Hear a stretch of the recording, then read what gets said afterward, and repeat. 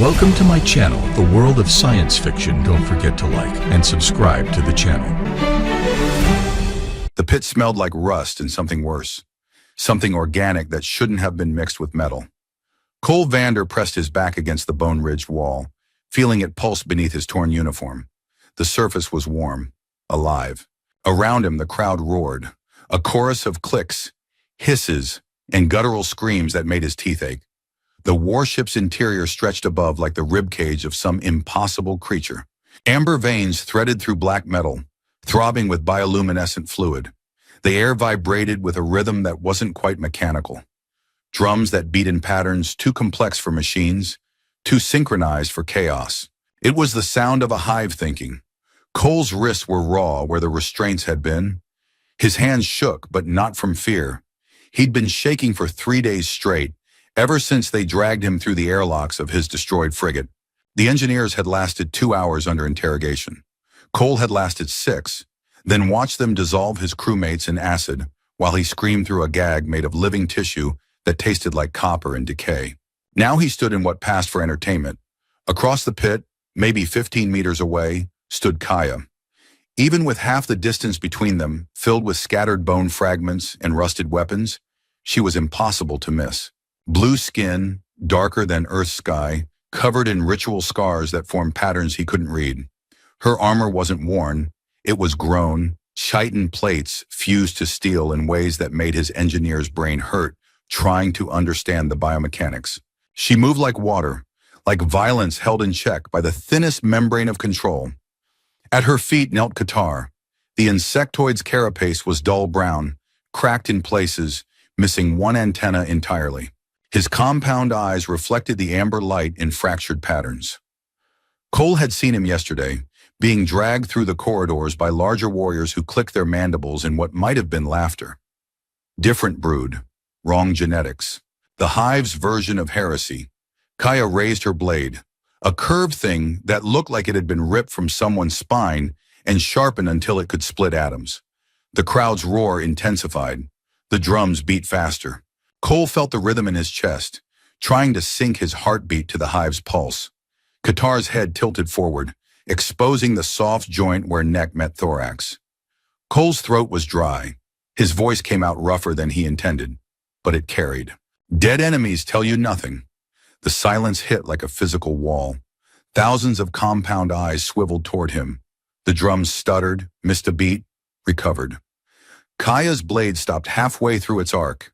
Living ones can free us all. The crowd exploded, not in rage, in confusion. The clicking shifted to a higher pitch. Above, on the platforms where the overseers watched, Cole saw movement, hesitation. Their segmented bodies shifted in ways that suggested uncertainty, and he'd learned enough in 3 days to recognize fear when he saw it. Kaya turned to face him fully. Her eyes were black with gold flecks that caught the light like dying stars. When she spoke, her voice carried over the noise like a blade through flesh. You dare interrupt the culling rite? I dare suggest that killing him wastes an opportunity. Cole pushed off the wall, walked forward. His legs almost gave out halfway, but he locked his knees and kept moving.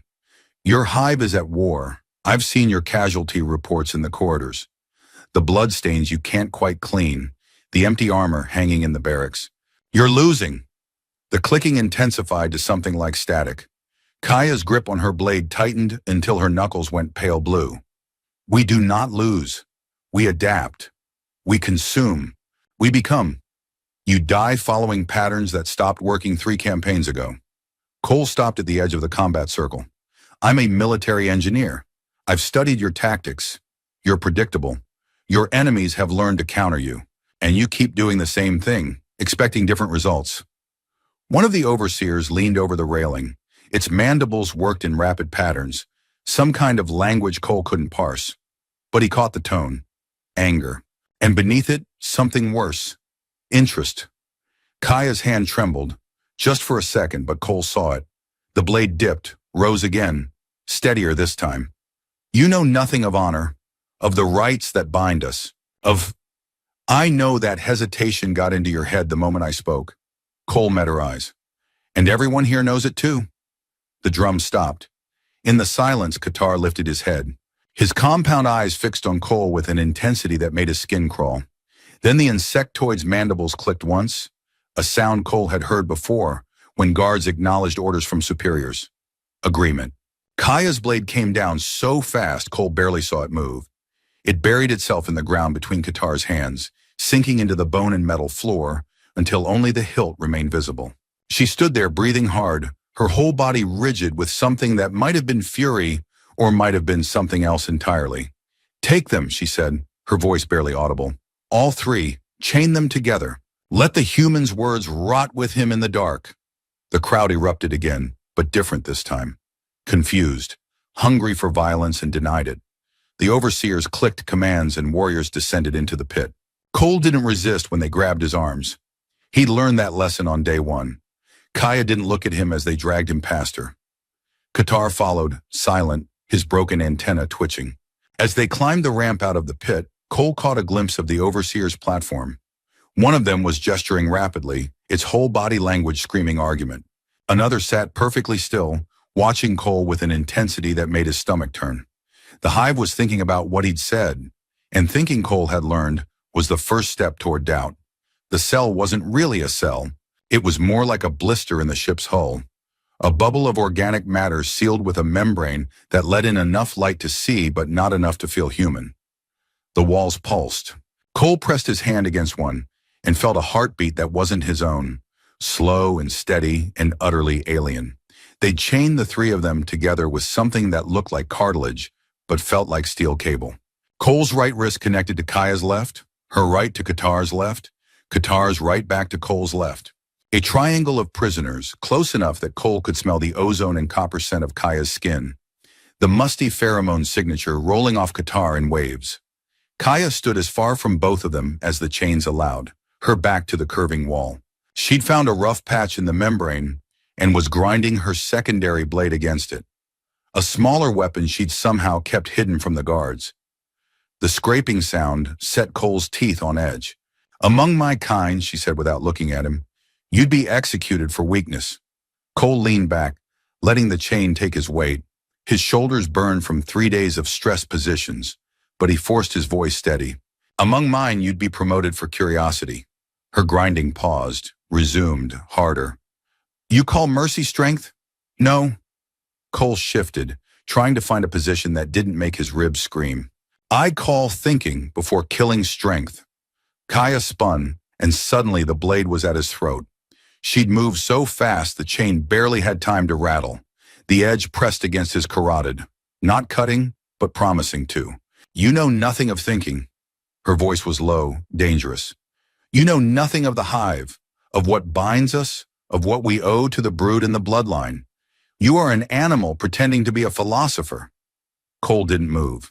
His pulse hammered against the blade. "Then why are you talking to me instead of killing me?" Her eyes narrowed. The gold flecks seemed to expand, consuming the black. "Because the overseers commanded it." "The overseers hesitated. I saw them." Cole kept his breathing shallow. "You know what that means. Your perfect unity is cracking." "Heresy." But she lowered the blade, stepped back. The chain went slack between them, and Cole let out a breath he hadn't known he was holding.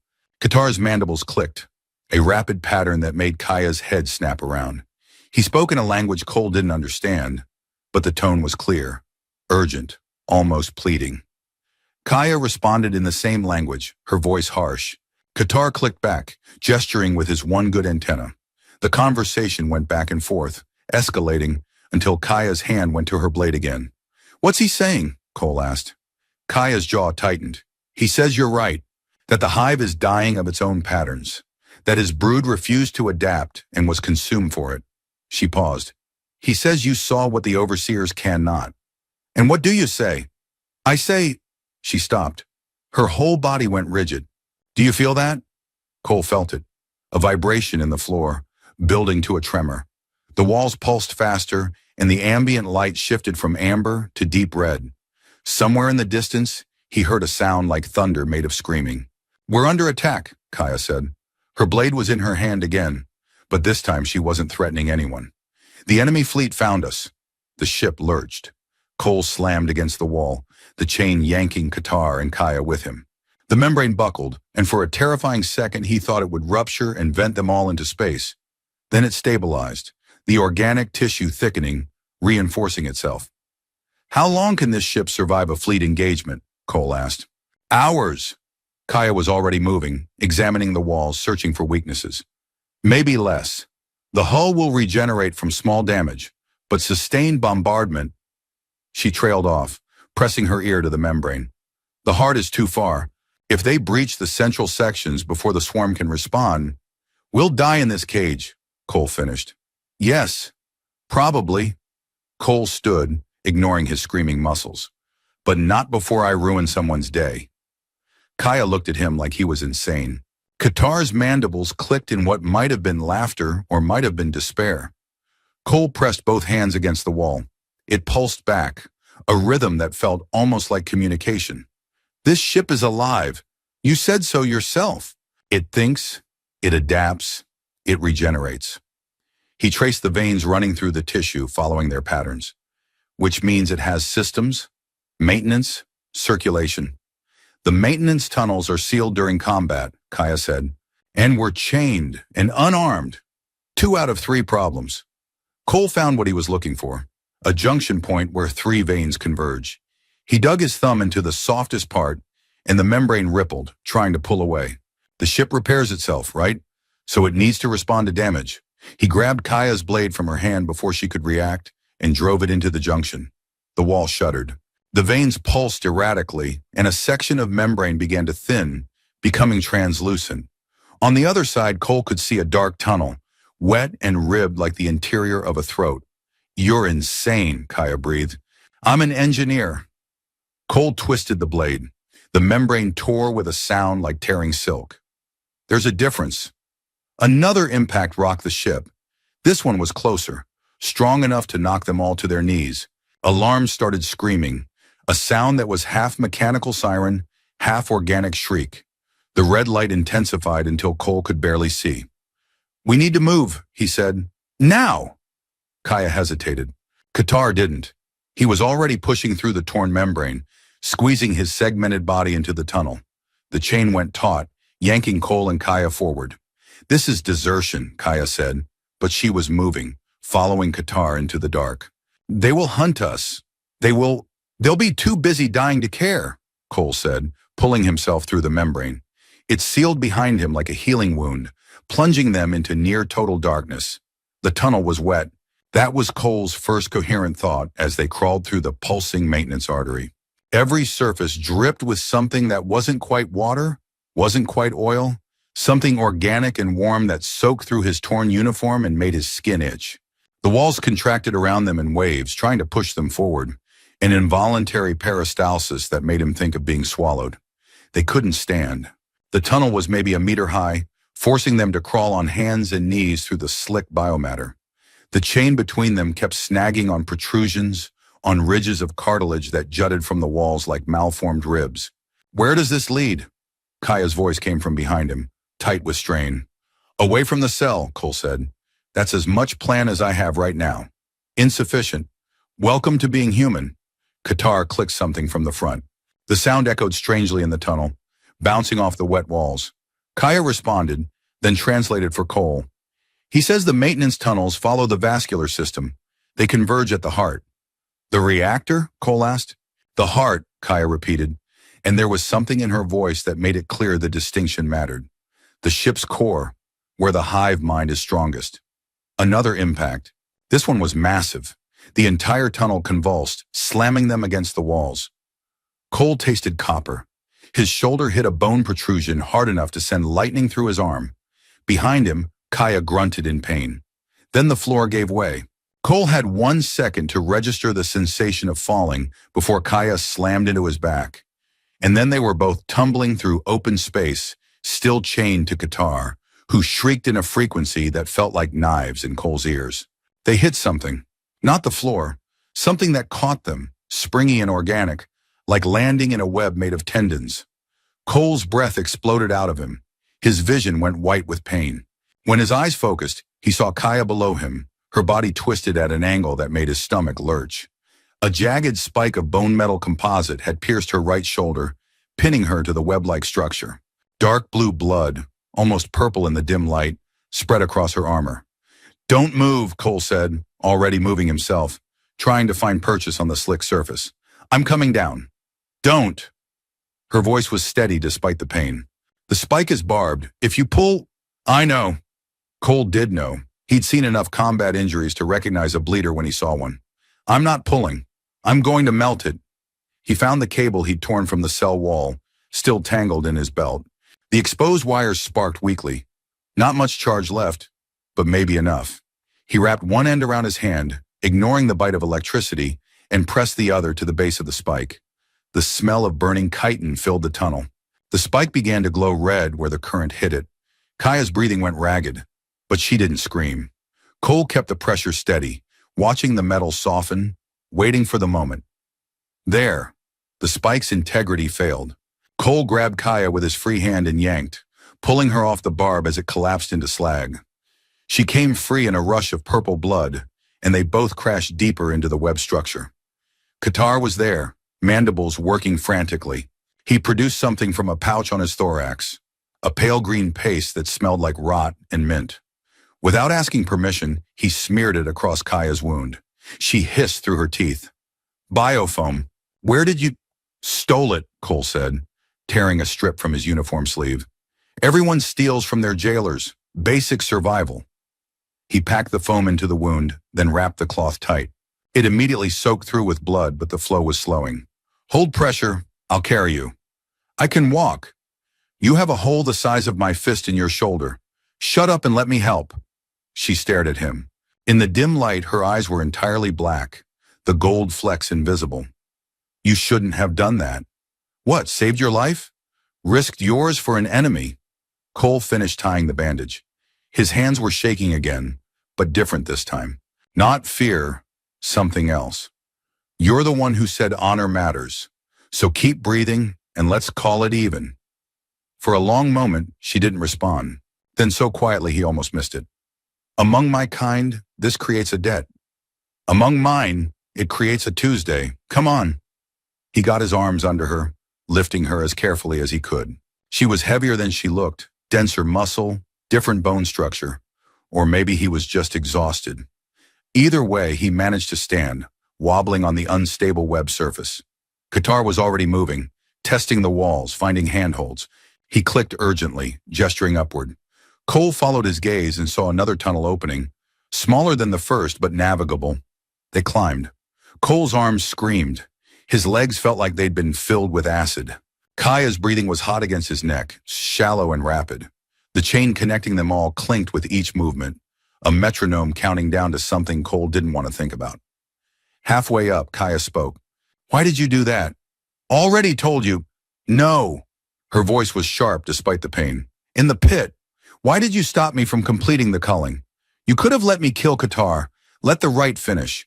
The overseers might have granted you a quicker death." Cole kept climbing. His foot slipped on a slick section, and he had to catch himself against the wall with his elbow. "Because I watched you hesitate, just for a second, but you did. And I thought—" He paused, searching for words. "I thought maybe doubt was the only weapon I had." "Doubt is weakness. Doubt is intelligence testing itself." Cole hauled them up another meter. "Certainty is what gets you killed doing the same stupid thing over and over." Kaya was quiet for a long time. Then, "My brood would execute me for hearing this and not killing you."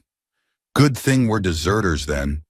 She made a sound that might have been a laugh or might have been pain. Cole couldn't tell which. They reached solid ground, another tunnel, wider this time, with actual floor instead of just organic membrane. Cole set Kaya down carefully, and she immediately tried to stand. Her legs gave out. Cole caught her, and this time she didn't fight when he helped her lean against the wall. Qatar was examining the tunnel walls, his antennae twitching. He clicked rapidly, and Kaya translated. "We're close to the heart. He can feel the pulse getting stronger." "How close?" "Maybe 100 meters, but—" She stopped, tilting her head. "Do you hear that?" Cole heard it.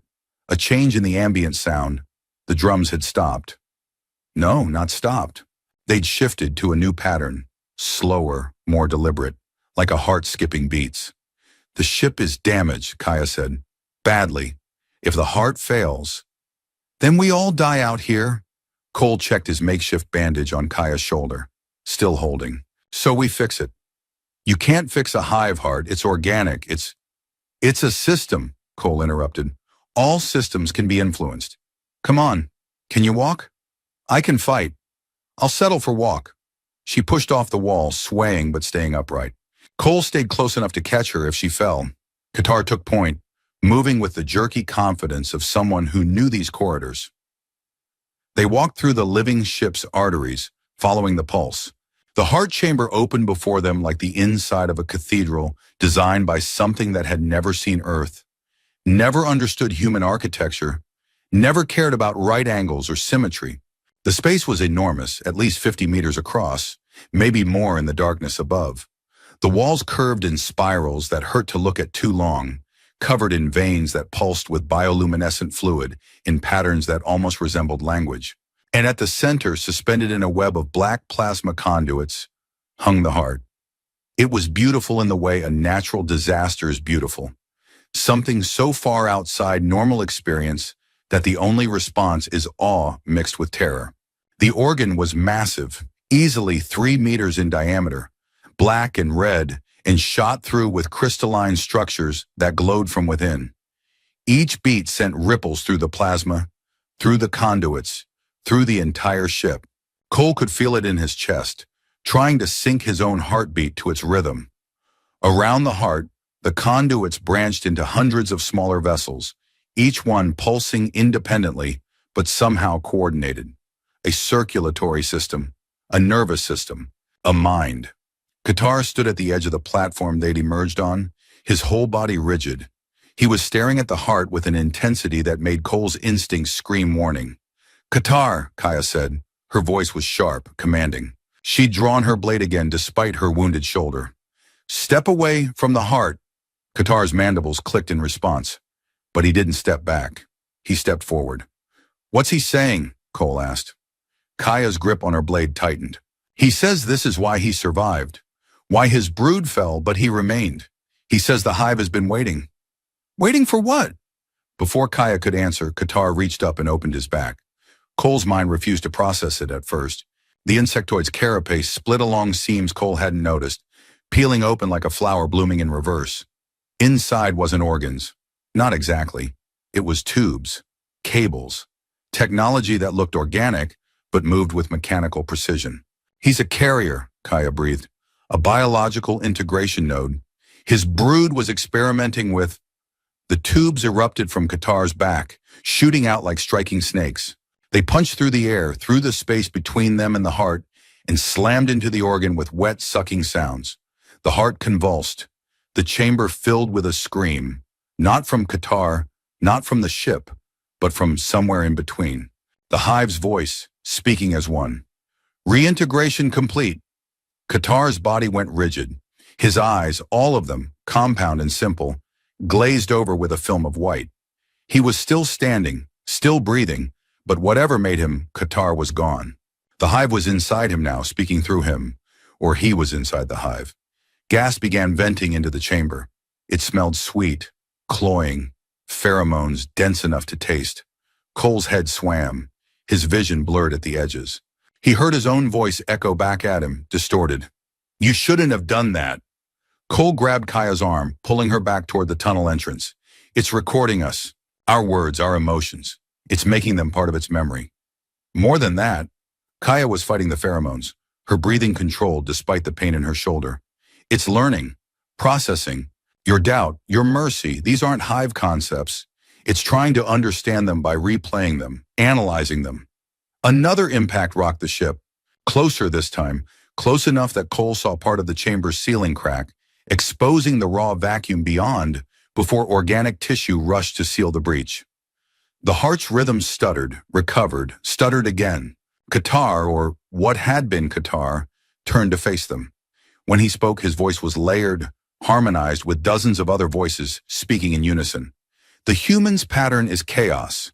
Chaos is death. We will consume the pattern. We will become immune to doubt. It's using what we feel to strengthen itself, Kaya said. She was positioning herself between Cole and Qatar, blade ready despite her injury.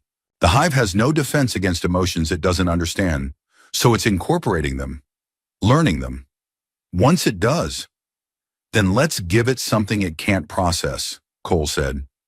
He pushed past Kaya, walking directly toward the heart. Hope. Hope is the irrational belief in impossible outcomes, the hive Qatar said. We have analyzed your thoughts. We understand your plan. You believe you can damage the heart. You believe you can stop us. The probability of success is less than 1%. Yeah, Cole said, pulling out his scanner. The device was cracked, half dead, but still functioning enough to read the energy patterns around the heart. That's why I'm here. The scanner showed him what he needed, 2 bioconduits running parallel to the main plasma vessels. They looked like backup systems, but the energy readings said otherwise. Manual activation, emergency protocols. Touch both simultaneously and the heart would overload, dumping all its stored energy in one catastrophic pulse. It would destroy the hive and anyone within 100 meters. There has to be another way, Kaya said. She'd come up beside him close enough that he could feel her heat despite the pain radiating from her shoulder. You don't have to. Yes, Cole said. I do. He moved before she could stop him, yanking on the chain still connecting them. Kaya stumbled, and in that second of imbalance, Cole ripped a coolant line from the chamber wall. The liquid inside was cold enough to make his fingers go numb on contact. He wrapped it around his arm, feeling the electricity stored in the ship's walls begin to climb up his skin, glowing beneath his blood. The heart began to scream, not metaphorically. The organ opened what might have been a mouth or might have been a wound, and sound poured out. Frequencies that made Cole's ears bleed, that made his vision double and triple. He kept moving, reaching for the first conduit. Kaya grabbed him, her wounded arm wrapped around his chest, trying to pull him back. Let my death be my honor, she said. Her blade was at her own throat now, ready. I am the warrior. I am trained for sacrifice. You are. I'm the engineer, Cole said. He turned in her grip, meeting her eyes. The gold flecks were back, burning bright against the black. You think death redeems you. I think life redeems failure. His hand touched her forehead, brief, silent, a promise with no words. Then he shoved her away hard enough to send her sprawling. His hand closed on the first conduit. The electricity in his arm surged, making connections, completing circuits the hive had never intended to close. The heart convulsed, its rhythm going erratic, the chamber filled with light. Plan has a 99% chance of failure, Kaya whispered from where she'd fallen. Her eyes were wide, unbelieving. Cole reached for the second conduit. The coolant liquid on his arm was boiling now, creating a path for the energy. He could feel his bones vibrating, could taste copper and ozone. That's why I'm here, he said. He slammed both conduits together. The light wasn't white. It was every color at once, condensed into something that felt like matter, like weight, like falling into a star. Cole heard the hive scream, truly scream, with terror and confusion, and something that might have been understanding. The heart burst its vessels, plasma spraying across the chamber in arterial arcs. The floor buckled. The ceiling tore open, and atmosphere began venting in a roar that drowned out everything else. Cole felt Kaya's hands grab him, both of them, ignoring her wounded shoulder, strong enough to bruise. She was pulling him back, away from the heart, away from the light. He wanted to tell her to run, to save herself, but his vocal cords weren't working anymore. His nerves were on fire. His vision was fading to gray at the edges. The last thing he saw before consciousness left him was the heart collapsing in on itself, folding through dimensions it shouldn't have had, dying like a star going nova and supernova, and something beyond either. And through the pain, through the light, through everything, he felt her arms around him, refusing to let go. In the white flash, she understood. His failure was the only plan that ever worked. The silence was worse than the screaming had been. Kaya floated in the wreckage, her body pressed against a fragment of bulkhead that still had atmosphere on one side. Her armor's emergency seal had activated, creating a bubble of breathable air about 2 meters in diameter. It wouldn't last long. Maybe an hour, maybe less. Cole was in her arms. He wasn't dead. She could feel his pulse, weak, erratic, but present. His skin was covered in electrical burns that formed branching patterns like lightning frozen in flesh. His eyes moved beneath closed lids, rapid and unseeing. Dreaming or dying, possibly both. She'd carried him here through the collapsing ship, through corridors that were bleeding atmosphere and plasma, through sections where the walls screamed as they died. The hive mind was gone. She could feel its absence like a missing tooth, a hollow where something vast and terrible had lived in the back of her thoughts her entire life. They were the last ones alive on the ship. She was certain of that. She'd seen the other cells rupture, had watched warriors and workers and drones get sucked into vacuum when the hull breached. Qatar, what remained of him, was gone, dissolved into the heart's final death throes. Rescue ships were cutting through the debris field. She could see their lights through the cracks in the bulkhead, could hear the whine of their engines transmitted through vibrations in the metal. Human ships. The enemy's fleet had arrived to pick through the corpses. When they found her, they would kill her. That was acceptable. Warriors understood death. But Cole, she looked down at his face. Even burned and broken, there was something in his expression. Not peace exactly, but a kind of acceptance. He'd known what the plan would cost. He'd done it anyway. "You stupid, brilliant animal," she whispered. Her blade rested at his feet. She'd placed it there herself, using the last of her strength to position it properly. Symbol of surrender. Symbol of something more.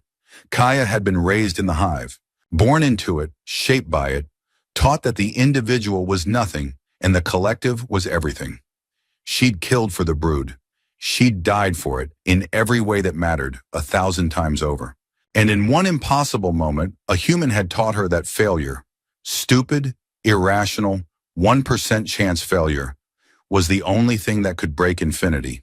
The rescue team arrived 14 minutes later. 4 humans in combat armor, weapons drawn, scanning for threats.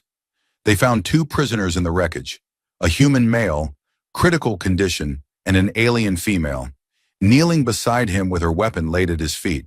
The team leader approached slowly, gun steady. "Identify yourself." Kaya didn't look up. She kept her hand pressed to Cole's chest, feeling his heartbeat against her palm. "They locked me in to kill him," she said. Her voice was steady, formal, the voice of someone making an official report. The hive mind wanted to understand his pattern, his chaos, his mercy. She paused. "They came back and found me kneeling." "Are you surrendering?" "I am taking an oath." Kaya placed Cole's hand against her chest, directly over her heart. The gesture was ancient, older than the hive, from a time when her species had been individuals with names and choices. "My blade is at your feet, human. Let my honor serve your failure." The team leader's weapon didn't waver. "What does that mean?" "It means I will die if he dies. I will live if he lives. I will serve the pattern that broke infinity." She finally looked up, meeting the soldier's eyes through his helmet. "It means I choose." Behind her, through the cracks in reality and reason, the dead hive glowed once more, its final heartbeat fading like a dying star, carrying with it the last memory of a human who'd bet everything on impossible odds, and won. The medical bay was white, painfully white. Cole's eyes opened to brightness that made his skull ache, to machines that beeped with rhythms that weren't quite right, weren't quite the hive's drums. For a disorienting second, he thought he was back in the cell, that everything had been a dying hallucination. Then he tried to move and realized his arm was wrapped in bandages. Lightning pattern burns crawled up from wrist to shoulder, black and red branches frozen beneath his skin. "Easy," a voice he recognized. Rough. Careful. Kaya sat in the chair beside his bed. She was still in her armor, though someone had cleaned the worst of the blood and plasma off. Her wounded shoulder was immobilized in a human-made sling that looked absurd against her alien physiology. Her blade rested across her knees. "You're alive," Cole said. His throat felt like he'd swallowed broken glass. "So are you." She leaned forward, and he saw the exhaustion in her face, lines he hadn't noticed before, a tremor in her hands she couldn't quite hide. Though the medical staff seemed uncertain about that for the first 30 hours. "How long?" 3 days. Her eyes tracked to the burns on his arm. "The doctor said you should have died, that the electrical load should have stopped your heart instantly." Cole laughed, then immediately regretted it as his ribs screamed protest. "Lucky." "Right. The doctor called it a miracle. Kaya's voice was flat, but something moved behind her eyes. I told her humans don't believe in miracles, only in acceptable losses. And what did she say? That you should have been a loss.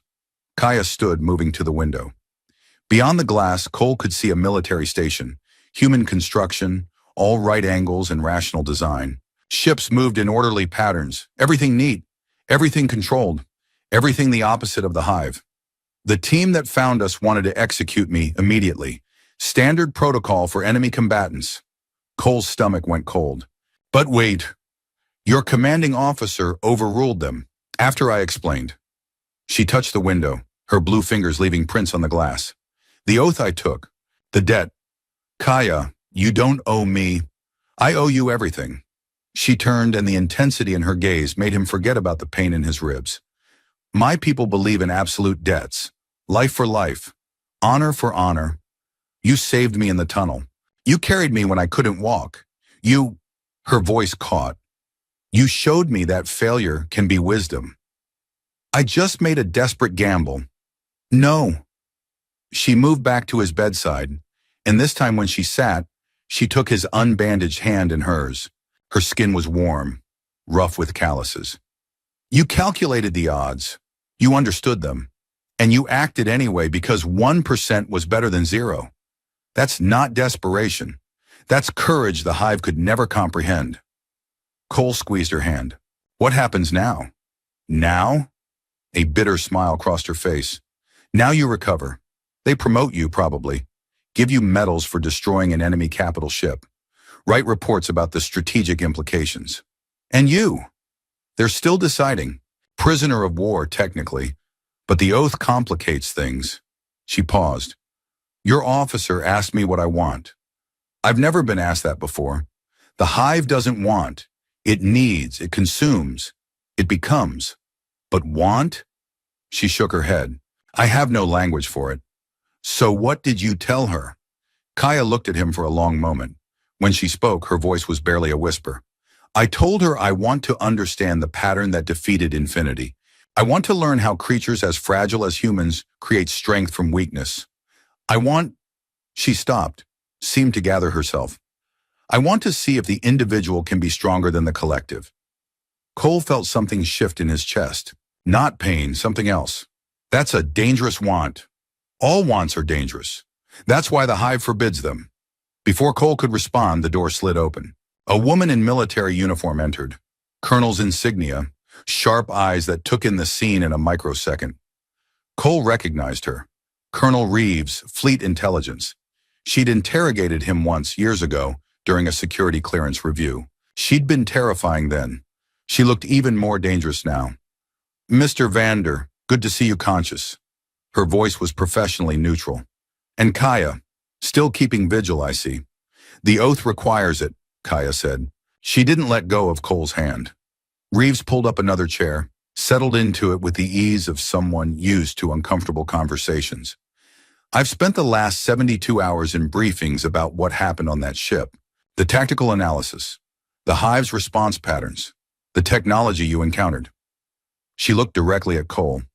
But the part that interests me most is what you said in the pit.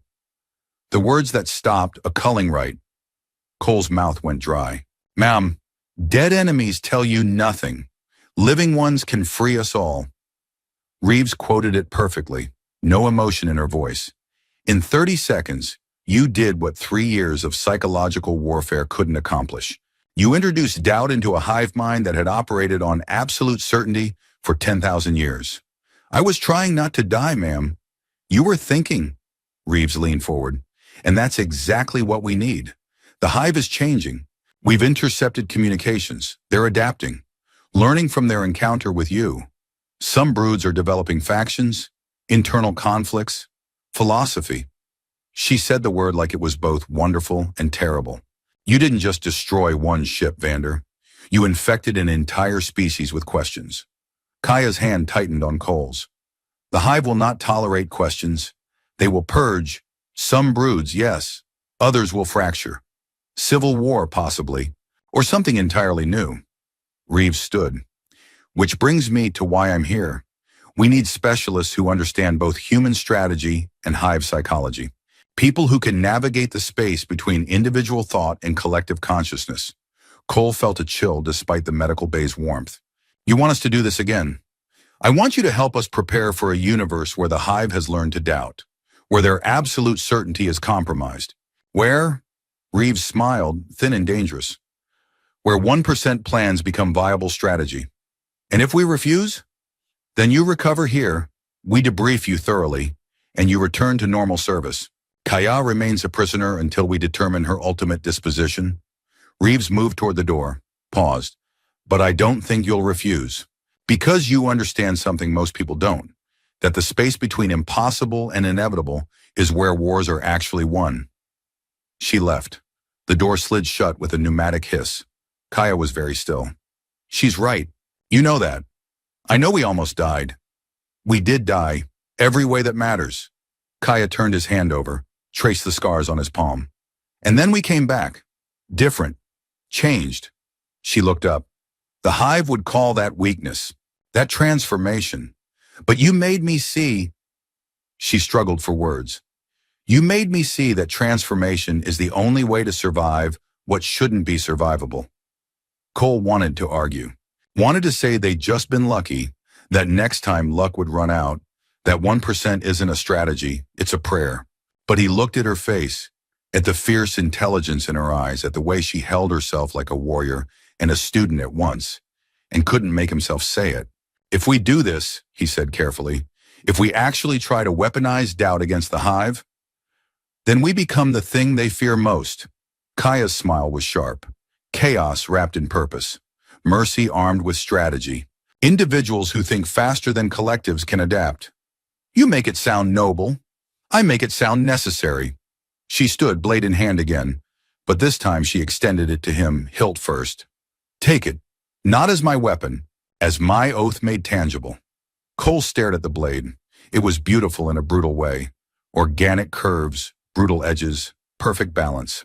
I'm not a warrior. No, you're something the hive has no word for. Engineer, philosopher, gambler. She pressed the hilt into his bandaged hand. Teacher. I don't know how to teach doubt. You already did. In the pit, in the tunnel, in the heart chamber when you chose failure over surrender. Kaya knelt beside his bed, and the gesture was so formal, so weighted with significance, that Cole forgot to breathe. Teach me more. Teach me how to think like something that shouldn't exist, like an individual strong enough to break infinity. Outside the window, ships continued their orderly patterns. Humans going about human business, rational, planned, safe. Inside the medical bay, something else was beginning. Something that had no protocols, no precedents, no guaranteed outcomes. Cole looked at the blade in his hand, looked at Kaya kneeling at his bedside, her eyes burning with questions the hive had spent millennia suppressing, looked at his own scarred hands, at the lightning branch burns that proved he'd bet everything on impossible odds. And won. Get up, he said quietly. If we're doing this, if we're actually doing this, we do it as equals. No kneeling, no debts, just, he searched for the word, just choice. Kaya rose slowly.